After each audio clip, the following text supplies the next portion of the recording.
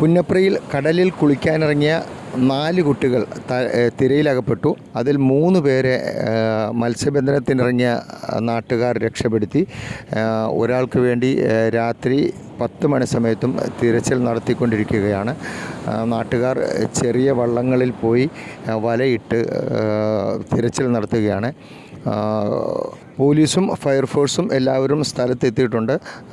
ഏകദേശം ഒരു 5 മണി സമയത്തായിരുന്നു ഈ കുട്ടികൾ കടലിൽ കുളിക്കാനിറങ്ങിയത്.